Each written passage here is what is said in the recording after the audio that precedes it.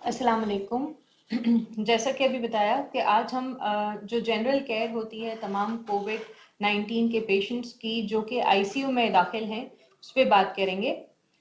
तो जो आम तौर पर आप मरीजों को केयर देते हैं आईसीयू के अंदर, वही केयर आपको इन मरीजों को भी देनी है। सिर्फ इसके अंदर एक एडिशन ये आ जाता है कि आपने अपने पर्सनल प्रोटेक्टिव इक्विपमेंट्स का बहुत ज़्यादा ख्याल रखना है और साथ ही इस बात का भी ख्याल रखना है कि आप अमूमन जितने ऑर्गेनाइज्ड होते हैं उससे ज़्यादा ऑर्गेनाइज्ड रहें, क्योंकि बार बार पेशेंट के पास जाना हम यहाँ नहीं अफोर्ड कर सकते। तो हम एक साथ अपनी सारी एक्टिविटीज़ गैदर करके और फिर एक साथ पेशेंट के पास जाते हैं, तमाम काम मुकम्मल करके फिर बाहर आ जाते हैं। तो ये वो कुछ रूटीन के काम है जो हम मरीज के साथ कर रहे होते हैं, जिसमें उनका हेड टू असेसमेंट यानी पूरा मुआयना है, उनकी हाइजीन का ख्याल रखना, जितनी उनको लाइंस लगी हैं, सेंट्रल लाइंस हैं, आर्टीरियल लाइंस हैं, उनका ख्याल रखना, उनकी हीमोडायनेमिक मॉनिटरिंग जिसमें उनके वाइटल साइंस, उनके ब्लड प्रेशर, ये सारी चीज़ें हैं। खून के सैंपल इन मरीजों के बार बार लेने की ज़रूरत पड़ती है, तो उस पर हम बात करेंगे। नेबुलाइजर्स की, सक्शनिंग की इन मरीजों को बहुत ज़्यादा ज़रूरत होती है, क्योंकि इनके मेजर सिम्टम्स जो होते हैं वो होते ही लंग से रिलेटेड हैं, उस पर हम बात करेंगे। इनके इनटेक आउटपुट की मॉनिटरिंग जो कि बहुत ज़रूरी है, ताकि आपको पता चले कि मरीज का टोटल बैलेंस फ्लूइड का कैसा है, और उनकी ग़िज़ा के ऊपर। ये तो रूटीन के काम हैं। कुछ ऐसे काम हैं जो कि नर्सों को पता होने चाहिए, क्योंकि वो भी ज़रूरी हैं और रूटीन में नहीं लेकिन जैसे ज़रूरत हो वैसे करने की करते हैं। तो उन कामों में, जैसे अगर कोई मरीज आपके पास आया है अभी आईसीयू में, तो उसको लाइंस अगर डालनी है, जैसे सीवीपी लाइन है, आर्टीरियल लाइन है, तो एक नर्स डॉक्टर को असिस्ट करती है, तो उसकी प्रेपरेशन बहुत ज़रूरी है। इसी तरह अगर किसी पेशेंट को वेंटिलेटर की ज़रूरत है, उसे ट्यूब डालना है, उसकी तैयारी ज़रूरी है। प्रोनेशन एक बहुत ही मेजर एक्टिविटी है जो इन मरीज में की जाती है, क्योंकि ये बहुत ही मुफीद है इन मरीजों की बेहतरी के लिए। तो उसमें उसके लिए बहुत ज़्यादा ऑर्गेनाइज होना और तैयारी करना ज़रूरी है। लास्ट ऑफिसर्स, वो मरीज जो कि इंतकाल कर जाते हैं, तो उनकी डिग्निटी का ख्याल रखना, उनकी बॉडी को कैसे हैंडल करना है, ये भी हर नर्स जो कि आईसीयू में या कोविड के पेशेंट्स को देख रहे हैं उनको पता होना लाजमी है। तो सबसे पहले हेड टू असेसमेंट पे आते हैं। ये कुछ चीज़ें हैं जो कि हम आम तौर पे मरीजों की देख रहे होते हैं, जिसमें जीसीएस यानी वो किस हद तक जाग रहे हैं, जिसमें हम उनकी आंखें वो कैसे खोल रहे हैं, जुबानी उनका क्या रिस्पॉन्स है, हाथों और पैरों की उनकी कितनी मूवमेंट है, इसका मुआयना करते हैं। इसी तरह फिर हम उनकी प्यूपल्स का असेसमेंट यानी आंखों की पुतलियों का असेसमेंट करते हैं, जिसमें आप उसका साइज देखते हैं और लाइट के ऊपर उनके प्यूपल्स का या पुतलियों का कैसा रिएक्शन है उसको आप देख रहे होते हैं। तो ये आप तस्वीरों में इसको देखकर देख सकते हैं, वो आपको ज़्यादा क्लियर होगा। ओईटीटी की फिक्सिंग ये बहुत ज़रूरी है इन मरीजों पे, क्योंकि ये मरीज ज़्यादातर जो आईसीयू में होते हैं वो ट्यूब्ड होते हैं। तो वो जो ट्यूब्स हैं ये फिक्स की जाती हैं एक पर्टिकुलर लेवल पे। हर मरीज का लेवल अलग होता है, तो आपने इसको कैसे देखना है कि होंठों के पास जो आपका लेवल नजर आ रहा है कितने सेंटीमीटर, वो आपकी ट्यूब पे दर्ज होता है, उसको आपको जो है हर शिफ्ट में या हर 8 घंटे से उसको मॉनिटर जरूर करना है, क्योंकि खुदा ना खास्ता अगर ये ट्यूब हिल जाए या अपनी जगह से हट जाए तो ये मरीज के लिए जानलेवा हो सकता है और दोबारा ट्यूब डालने की जरूरत पड़ सकती है। इसी तरह से कफ प्रेशर, जो आप तस्वीर में देखें तो ट्यूब के साथ एक छोटा सा जो है बलून है, उस बलून के जरिए कफ प्रेशर देखना बहुत जरूरी है, क्योंकि जैसे अगर ट्रेकिया की ये नाली है और इसके अंदर अगर ट्यूब डली है, तो उसके इर्द गिर्द की जो जगह है एक बलून इन्फ्लेटेड होता है, जो कि ये वो बलून उस जगह को जो है पूरा फिल कर लेता है। अगर उसमें जगह बाकी रह जाए तो मरीज एस्पिरेट कर सकता है, यानी उसकी सांस की नाली में उसका थूक या कोई भी और चीज जा सकती है। तो इसलिए इसका प्रेशर को देखते रहना बहुत जरूरी है। ये मरीज को मजीद नमूनिया से बचाता है। एयर एंट्री, जिसके अंदर आप मरीज का जिगजैग पैटर्न में स्टेथोस्कोप के जरिए सांस सुनते हैं, और वो आवाज सांस की जो आप सुनते हैं वो दोनों तरफ आपको इक्वल बराबर सुनाई देनी चाहिए। अगर उसमें आपको कम या ज्यादा महसूस होती है या आपको किसी भी किस्म का शुबा है, तो आपको अपने जो भी डॉक्टर वहां हैं उनको फौरी तौर पे रुजू करना चाहिए। इसी तरह फिर हम पल्सेस चेक करते हैं, तो मरीज की जो पल्सेस हैं इन मरीजों में, क्योंकि खून के अंदर के भी जो है काफी कुछ मरीजों को थ्रोम्बस हो रहे हैं, कुछ मरीज ऐसे हैं जिनका खून बहुत ज्यादा पतला हो जाता है, तो पल्सेस चेक करना इनमें बहुत जरूरी है। ये आपको बताते हैं कि दोनों हाथों दोनों पैरों की तरफ खून की रवानी बराबर है या नहीं। तो हम रेडियल पल्स चेक करते हैं, ब्रेकियल पल्स चेक करते हैं, साथ ही पैरों में आप डोर्सालिस पीडियालिस चेक करते हैं, जो कि तस्वीर में भी आप देख सकते हैं कि हड्डी के बिल्कुल नीचे ग्रूव या जगह होती है, वहां आप चेक करेंगे। गट साउंड्स इन मरीजों में आपको क्योंकि ये बिस्तर पे ही होते हैं और ज्यादातर इनको आप बिस्तर से बाहर नहीं ला सकते, तो इनकी जो गट साउंड्स हैं या फिर आंतों की जो मूवमेंट है उसको देखना और उसको मॉनिटर करना जरूरी होता है। तो वो आप पेट के सीधे हाथ पे निचले हिस्से की तरफ 1 मिनट तक स्टेथोस्कोप रखकर सुनते हैं। ये साउंड्स आपके पास 5 से 35 तक अगर आ रही हैं तो ये ठीक है। अगर उससे कम है या उससे ज्यादा है तो ये आपको अपने डॉक्टर को जरूर बताना चाहिए।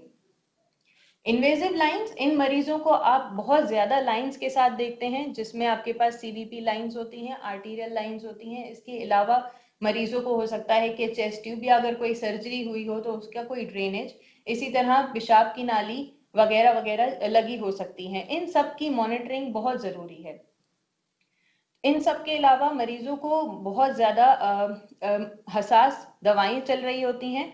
उन दवाओं को जब आप मरीज के पास जाएं तभी आप चेक कर सकते हैं कि अभी कितनी जरूरत बाकी है। अगर दवा खत्म होने वाली है तो उसके खत्म होने से पहले आप उसे नई दवा कनेक्ट कर दें, क्योंकि ये वो मेडिकेशन हैं जिनको हम आइनोट्रॉप्स भी कहते हैं और इनके बंद होने से मरीज के ब्लड प्रेशर पे फौरी असर नजर आता है।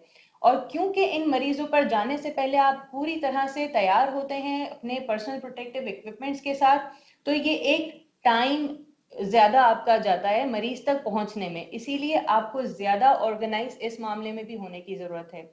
वेंटिलेटर की सेटिंग्स जो आपने की हैं और वो उसी तरीके से हैं, वेंटिलेटर ठीक तरीके से काम कर रहा है, उसके कनेक्शन सही लगे हुए हैं, ये भी आप अपने मुआयने के दौरान देखते हैं।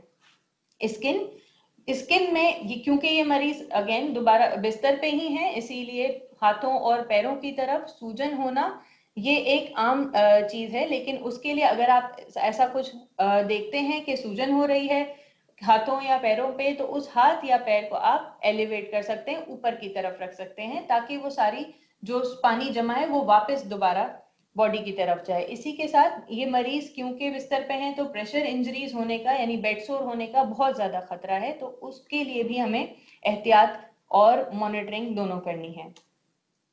हाइजीन केयर, ये मरीज वो हैं जो पूरी तरीके से आपके ऊपर डिपेंडेंट हैं, इसीलिए इनकी हर छोटी केयर का आपको ख्याल रखना जरूरी है।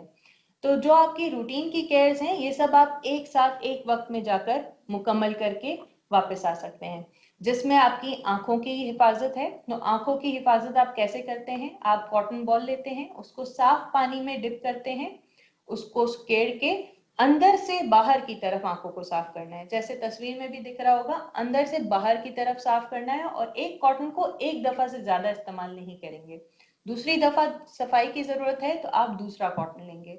इसी के साथ जब आप आंखें साफ करते हैं तो चेहरे की सफाई भी किसी छोटे टॉवल या नैपकिन से जरूर करें। मुंह के अंदर की सफाई, इन मरीजों के मुंह के अंदर की सफाई बहुत लाजिम है कि आप हर 2 घंटे से करें।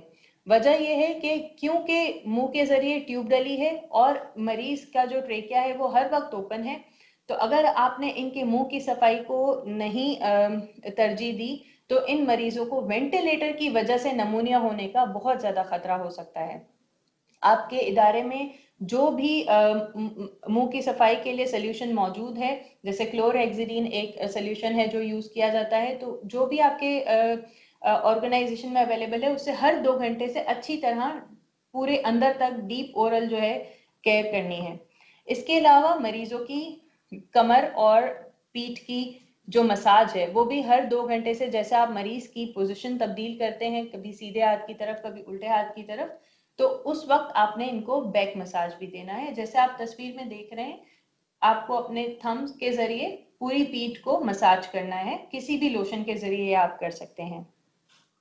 इसके अलावा दिन में एक दफा इन मरीजों का आपने स्पंज या अगर मरीज वेंटिलेटर पे नहीं है और वो खुद उठ सकता है तो शावर बहुत ज़्यादा ज़रूरी है, ताकि जैसे आपको पता है ये वायरल डिजीज़ है और वायरस शेड कर होता है, तो उसकी इनकी सफाई और जिस्मानी सफाई का ख्याल रखना इंतहाई ज़रूरी और लाजमी बात है। फिर हम आ जाते हैं लाइन केयर, सैम्पलिंग और हीमोडायनेमिक्स मॉनिटरिंग की तरफ। आमतौर पे इन मरीजों में आप जो वाइटल साइंस ले रहे हैं, जिसमें टेम्परेचर है, दिल की धड़कन की मॉनिटरिंग है, इसके अलावा दर्द की मॉनिटरिंग है, सांस की रफ्तार की मॉनिटरिंग है, इसके अलावा ब्लड प्रेशर की मॉनिटरिंग इन मरीजों में ज्यादातर, अगर आप कफ्स के जरिए नहीं कर रहे होते तो ज्यादातर आर्टीरियल लाइन के जरिए कर रहे होते हैं, जिसमें फिर आपको उस लाइन की पट्टी जो कि ट्रांसपेरेंट होनी चाहिए, जैसे आप तस्वीर में सीवीपी लाइन पे देख सकते हैं, ये पट्टी हर 7 दिन में तब्दील होती है। अगर खराब हो जाए तो उससे पहले भी तब्दील की जा सकती है। अगर ट्रांसपेरेंट ड्रेसिंग नहीं है और गॉज लगाकर ड्रेसिंग की है, यानी आपको लाइन नजर नहीं आ रही, तो हर 3 दिन में आपको ये लाइन तब्दील करनी है। आर्टीरियल लाइन जो मॉनिटरिंग के लिए लगी होती है, बहुत ज्यादा जरूरी है कि नर्सों को ये पता हो कि ये सिर्फ मॉनिटरिंग, ब्लड प्रेशर की मॉनिटरिंग और सैंपलिंग के लिए है, इसके जरिए कोई भी दवा नहीं दी जा सकती, और अगर ऐसा करते हैं तो ये मरीज के लिए बहुत ज्यादा नुकसानदेह हो सकता है।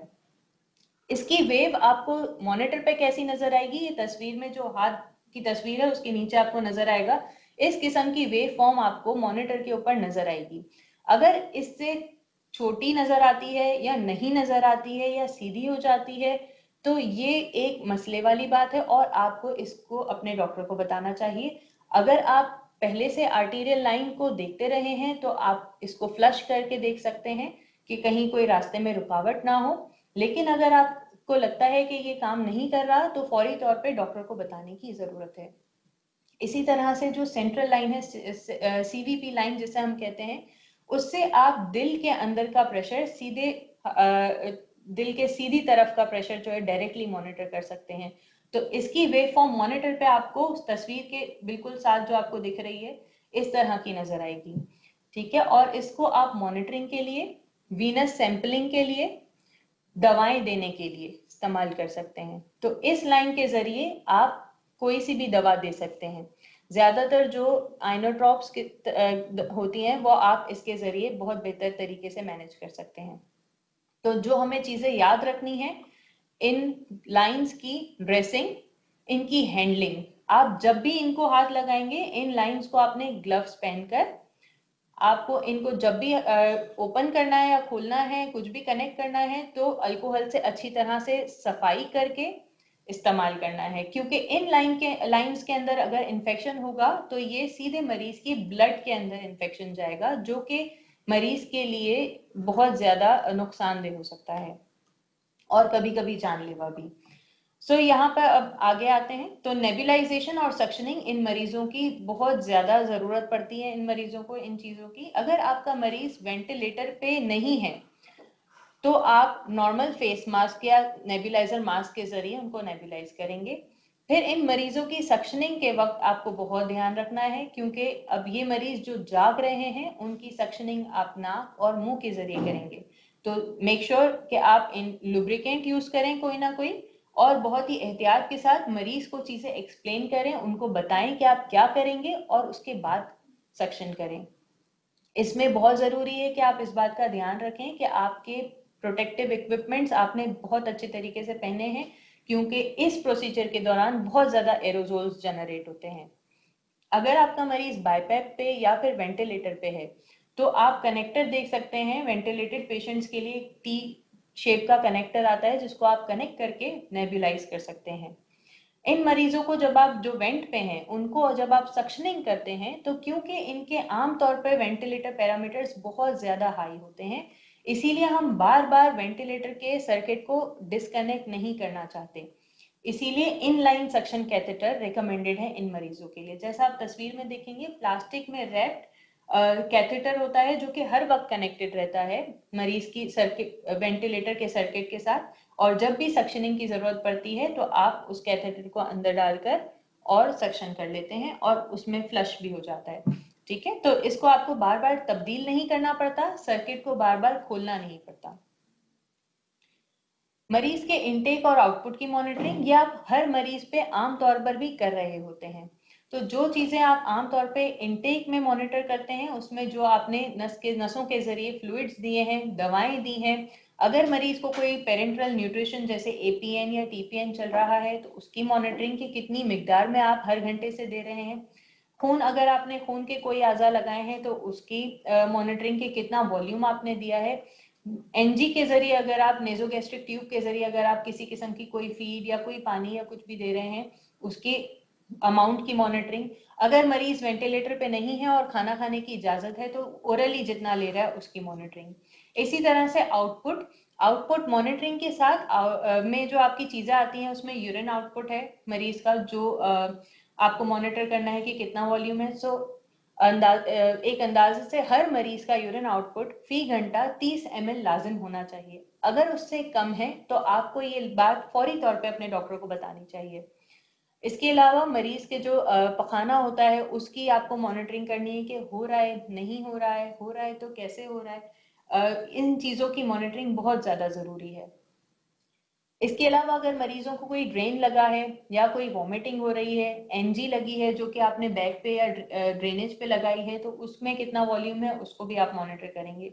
एक और चीज जो यहाँ सबसे ज्यादा जरूरी है, इन मरीजों के यूरिन और जो जितना भी खारिज इनके जिस्म से निकल रहा है, तो इस सब की प्रॉपर तरीके से इसको जाया करना, ये आपको पता होना चाहिए। तो आपके पास आपके अस्पताल में जिस भी किस्म के बैग्स हों या डस्टबिन हों जो खास तौर से इन चीज़ों के लिए रखे गए हों, उसी में आप इनको ज़ाया करें, क्योंकि इनके ज़रिए भी इन्फेक्शन मज़ीद फैल सकता है।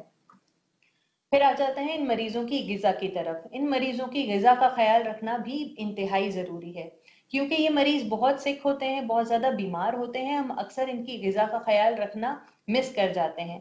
तो एक नर्स के तौर पे आपको ये ज़रूर याद दहानी करानी चाहिए और इस बात का ध्यान रखना चाहिए, क्योंकि बिना ग़िज़ा के इन मरीजों की जो मसल्स हैं उनकी स्ट्रेंथ आप नहीं इंश्योर कर सकेंगे। तो जो सांस लेने में इनको तकलीफ है, कमजोरी है, उस कमजोरी को पूरा करने के लिए न्यूट्रिशन की जरूरत है। उसी के जरिए आप इनको वेंटिलेटर से जल्दी बाहर निकालने के काबिल होंगे। फिर हम आ जाते हैं assisting in lines insertion and intubation. तो हर नर्स जो कि आईसीयू के अंदर जा रही है और इन मरीजों का ख्याल रख रही है, उसे ये पता हो कि जब वो इन प्रोसीजर्स में मदद करवा रही है किसी भी डॉक्टर्स की, तो उनको इसके लिए ज़्यादा प्रिपेयर्ड होने की ज़रूरत है, यानी आपकी तमाम चीज़ें पहले से तैयार हों। इन मरीजों में आप अगर एक आध चीज़ भूल जाते हैं लेना, तो आप बार बार अंदर या बाहर कमरे के नहीं आ सकते। इसीलिए पहले से अपनी तमाम चीज़ों को बेहतर तरीके से तैयार करें, खुद ऑर्गेनाइज्ड हों। मरीज की जितनी आपने एक्टिविटीज़ करनी है, एक बार आप सारी टीम कमरे के अंदर चली जाए तो ये आपकी जिम्मेदारी है कि उनको दोबारा अंदर बाहर ना होना पड़े। इसी तरह से जो प्रैक्टिसेस हैं, जो भी इंसर्शन हो रही है, आसपास जो टीम काम कर रही है, स्टेराइल फील्ड मेंटेन हुई है नहीं हुई है, इन सब चीज़ों का भी आपने ख्याल रखना है। तो अगर किसी से कहीं कोताही रह जाए, आपने उनको बताना है कि ये प्रैक्टिस इस तरह से करेंगे तो ये बेहतर है। इसी के साथ मरीज की सेफ्टी, कि सही मरीज को लाइन डल रही है, सही जगह पे डल रही है और सही लाइन डल रही है, इन चीज़ों का आपने ख्याल रखना है। लास्ट ऑफिसेस, जो मरीज इंतकाल कर जाते हैं और कोविड पॉजिटिव होते हैं, इनकी बॉडी की उसी तरह से डिग्निटी का आपने ख्याल रखना है जैसे आप किसी भी और मरीज की डिग्निटी का ख्याल रखते हैं। इन मरीजों को जो गुस्ल आप देते हैं वो इनका आखिरी गुस्ल होता है, तो उसको आपने बहुत एहतराम के साथ करना है। इसके साथ ही इन मरीजों को जब आप बॉडी रैप करते हैं तो यह आपको पता होना चाहिए कि इन मरीजों को प्लास्टिक बैग में भी रैप किया जाता है इनकी बॉडीज को, ताकि इन्फेक्शन मजीद बॉडीज की वजह से ना फैले। साथ ही आपके ये जो मरीज होते हैं, इनकी बॉडीज इनके घर वालों को या फैमिलीज को हैंड ओवर नहीं की जाती। जो भी अथॉरिटीज, आपके अस्पताल का प्रोसेस आपको पता होना चाहिए कि आप के अस्पताल में इन मरीजों की अमवात पर इनकी बॉडीज किन अथॉरिटीज को देनी है और उसी तरह आपको प्रोसेस फॉलो करना है। आखिर में शुक्रिया। अगर किसी को कोई सवालात हैं तो पूछ सकते हैं।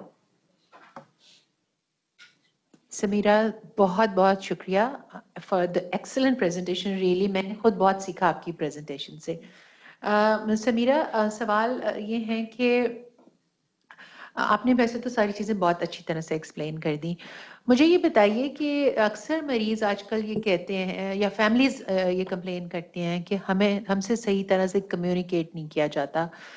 हमारी नर्सेस बहुत मसरूफ़ हैं, एक दफ़ा वो पीपीई पेन के अंदर चले जाती हैं तो उनके लिए बार-बार आके बात करना या हमारे टेक्नीशियंस के लिए बात करना बहुत मुश्किल है।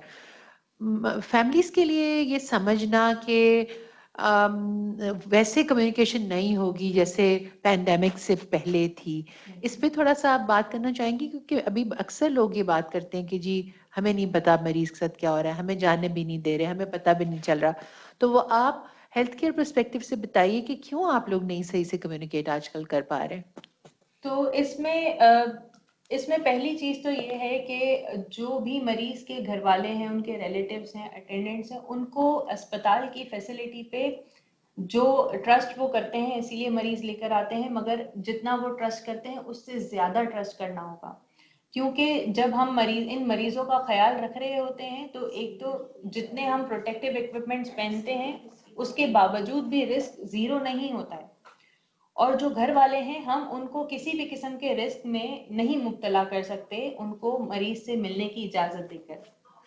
साथ ही हम सब जो वहाँ काम कर रहे हैं वो एरिया बहुत ज़्यादा इन्फेक्टेड होता है, तो हम उनसे डायरेक्टली इसलिए भी बात नहीं करते, इसमें उनकी भी प्रोटेक्शन है। ज़्यादातर मरीज जो हमारे पास दाखिल होते हैं कोविड पॉजिटिव होते हैं, उनकी फैमिलीज भी क्वारंटीन, उनको भी क्वारंटीन पे रहने की ही हिदायत की गई होती है। इसीलिए हम टेलीफोनिक कन्वर्जेशंस को ज़्यादा प्रेफर करते हैं। लेकिन इसमें अगेन ट्रस्ट की बात आती है कि फैमिलीज और डॉक्टर्स एक दूसरे पे ट्रस्ट करें। जो आपको आपके डॉक्टर समझा रहे हैं, बता रहे हैं, वो वहाँ खड़े इसलिए हैं ताकि आपके मरीज को बेहतरीन केयर दे सकें।